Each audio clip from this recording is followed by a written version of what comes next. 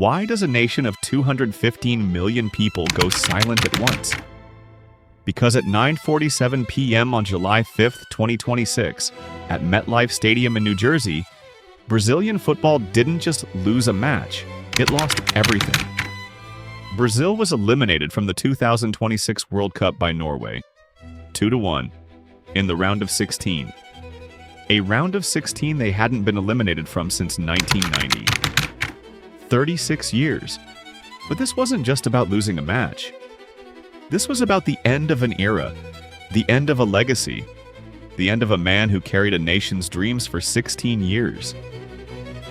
This is the story of how Neymar played his final match for Brazil, and how he said goodbye. When Carlo Ancelotti arrived at Brazil in 2024, he came with a simple mission: bring home the 6th World Cup trophy.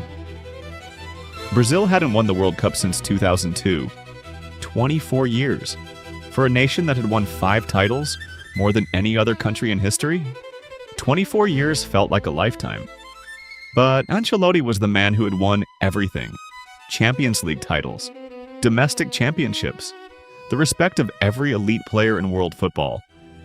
If anyone could break Brazil's curse, it was him. And in the group stage, everything looked perfect. Vinicius Junior scored in all 3 group matches. The first Brazilian player to do this since 2002, since Ronaldo and Rivaldo. He had 4 goals in 3 games. Only Messi, 5, and Mbappé, 6, had scored more in the tournament. Brazil beat Scotland 3-0. They beat Haiti 3-0. They beat Morocco 1-1, but advanced first in the group. Everything was on track. Even when Neymar returned from injury to come off the bench, it felt like destiny. The man who had been sidelined for the first 2 group matches, the man who hadn't played for Brazil since October 2023, was coming back at exactly the right moment. Nobody could have imagined what was about to happen. July 5th, MetLife Stadium, Brazil versus Norway. Norway had never beaten Brazil in knockout stage football. In fact, Norway had never even advanced past the round of 16 in World Cup history. In 1938 and 1998, they had lost at this stage. Norway was not supposed to be the team that ended Brazil's World Cup, but football doesn't care about expectations. In the 14th minute, Matheus Cunha was fouled in the box. Penalty. Bruno Guimarães stepped up to take it. A moment that should have given Brazil the lead. The goalkeeper, Orjan Nyland, dove to his left. He saved it. Bruno Guimarães became the first Brazil player not to score on a World Cup penalty since Zico in 1986. 40 years. And it happened at the exact moment when Brazil needed to go ahead. Brazil created more chances. Vinicius had opportunities. Endrick had chances. The ball was on Brazil's side of the pitch for most of the match, but then came the 79th minute. A cross from the left wing, Andreas Schelderup delivered it, and there, rising above the Brazilian defense, was Erling Haaland. A header? Clinical, perfect. 1-0 Norway. Brazil's defense stood still. They couldn't believe it. A goal that shouldn't have been possible from a team that shouldn't have been dangerous. 11 minutes later, in the 99th minute, Haaland struck again. A low shot from outside the box. Powerful. Unstoppable. 2-1 Norway. The match was over. Brazil's World Cup was over. In the round of 16 for the first time since 1990. Haaland had scored 7 goals in the tournament, tied with Messi and Mbappé for the Golden Boot. At 25 years old, he had just eliminated one of the greatest nations in football history. And for Brazil, it was the moment everything collapsed. At the 67th minute, Neymar was brought on as a substitute. He was 34 years old. His body had been broken by injuries. He hadn't played for Brazil in 9 months. This was going to be his last World Cup. Everyone knew it. He knew it. But there were still 23 minutes left to save his nation. Neymar tried. He moved the ball. He created chances. He did what Neymar had been doing for 16 years. He tried to be the hero. Then, deep into stoppage time, Casemiro was fouled. Another penalty. This time, Neymar stepped up. The stadium held its breath. Neymar had scored 79 goals for Brazil, more than any other player in the history of the national team, more even than Pelé. One more goal, one more moment of magic. He struck the ball. It went in. 2-1, but still a loss, still an elimination. But as Neymar stood there, having scored, having given everything, there was no celebration, no joy. Just the realization that it wasn't enough. It would never be enough. Because while Neymar was scoring his final goal for Brazil, Norway was already celebrating. The match was already lost. The World Cup was already over. After the final whistle, Neymar spoke to the media. He was asked if he would play for Brazil again. "I tried," Neymar said, his voice breaking. "It started here at MetLife Stadium, and I finished here. It is now over." 16 years, 79 goals, countless moments of brilliance. A career that should have included World Cup victories. And it ended with a loss in the round of 16, scoring a consolation penalty while his nation's dream died around him. That was Neymar's final moment in a Brazil shirt. Let's talk about what happened. Brazil had 12 shots on target. Norway had 5. Brazil had 62% possession. Norway had 38%. By every metric that matters in football, Brazil was the better team. But football isn't played on paper. It's played in moments. Brazil's earliest World Cup exit? Since 1990, 36 years since this had happened. And it happened not to a tactical powerhouse, not to a team of young players learning. It happened to a team led by Carlo Ancelotti, coached to perfection, and filled with players at the peak of their powers.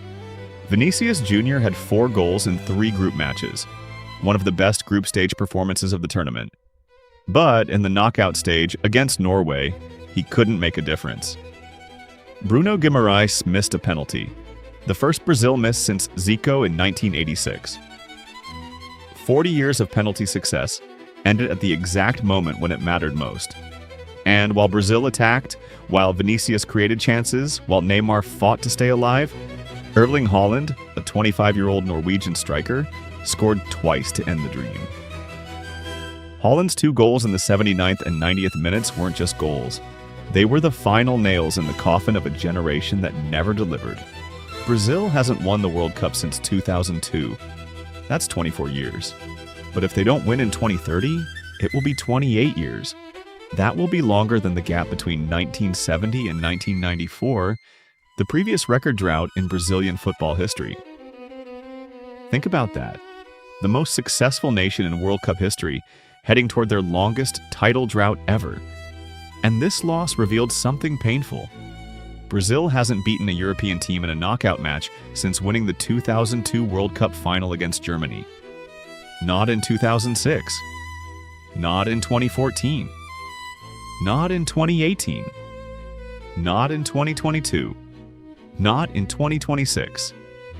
6 straight World Cups. 6 straight European eliminations.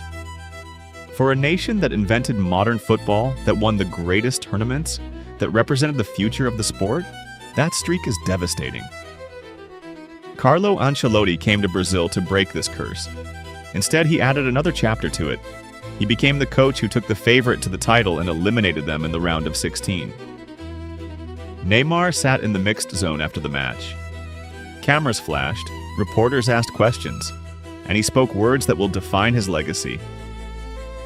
"I tried," he said. His voice was not the voice of a superstar. It was the voice of a man who had given everything, and it wasn't enough.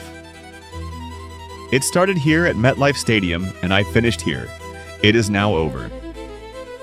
MetLife Stadium, where Neymar played his first match for Brazil on August 10th, 2010.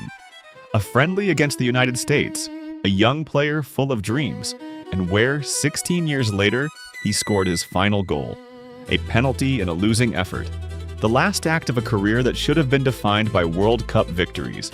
Neymar's retirement wasn't announced at a press conference. It wasn't announced with glory or celebration. It was announced in the emotional wreckage of a nation's failed dream, standing on the pitch where it all began. Rafinha and Vinicius Junior had to console him as he left the field. Players who had been children when Neymar made his debut. Players who looked up to him. Players who now had to watch him say goodbye. Not with a trophy, not with a moment of triumph, but with the words, "It is now over." A new generation will have to carry the weight that Neymar could not. Vinicius Junior will be 28 years old, still in his prime, still talented, still capable of greatness. But he will also carry the memory of this match. The memory of being dominant but helpless. The memory of creation without completion. Carlo Ancelotti's contract runs until 2030. He will get another chance, but he will never erase this moment. The moment when Brazil, as favorites, couldn't break through in the round of 16. The moment when Norwegian strikers delivered, when Brazilian strikers couldn't. And somewhere, Neymar will watch. No longer as a player, no longer as a hero. Just as a man who gave everything for his country. And it wasn't enough. On July 5th, 2026 at MetLife Stadium in New Jersey, Brazilian football didn't lose a match. A nation didn't just get eliminated from the World Cup. A legacy died. An era ended. A man said goodbye in the only way he knew how, by fighting until the very end and losing anyway. Vinicius Junior couldn't save them. Neymar couldn't save them. Carlo Ancelotti couldn't save them. Because sometimes in football you can be better, more talented, more experienced, and still lose to a moment. To a cross, to a header, to the cruel reality that greatness in the past doesn't guarantee victory in the present. Brazil didn't just lose to Norway. Brazil said goodbye to an era that will never come back.